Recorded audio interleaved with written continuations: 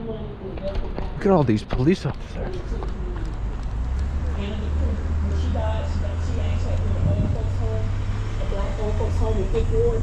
And when she died, she actually donated her body to science.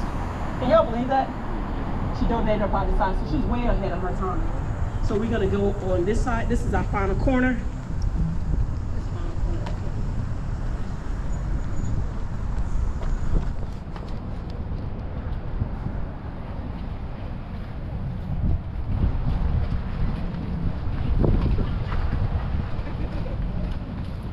This is our final corner.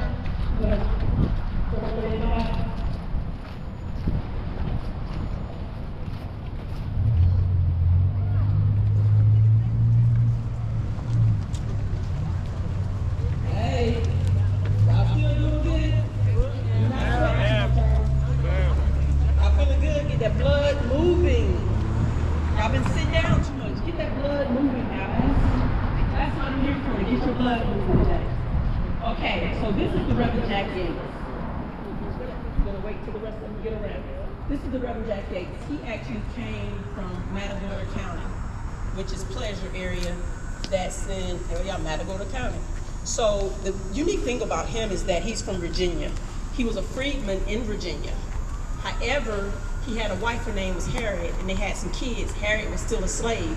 So during the Civil War and all those things, with slavery, they didn't want to give up their slaves in Virginia, so they moved to Texas.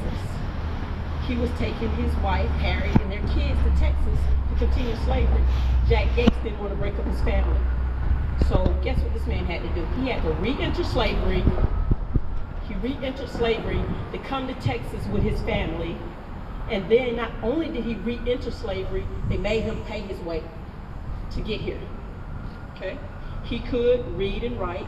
So if we looked at him today, like all the works that he's done, we would look at him like a real estate broker in real estate, because what he did was bought land and purchased property and resold it to other people and built communities. Green Pond is one of the communities that he actually developed over in historic Freemanstown area. Okay? The only thing that was left of Green Pond the last time I saw was the church, and the church was for sale. That's the only thing. If you didn't know about that place, you would never knew that there was a black community right there.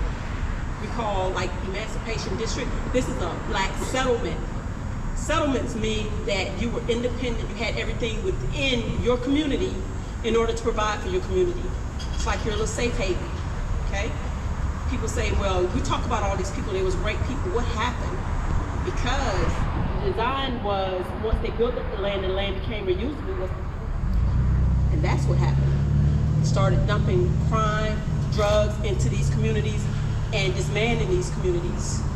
And a lot of people that exist today that look like us are survivors of that. Even with all the odds against you, you're able to survive it. Then you have integration that comes and separate the community and people move out.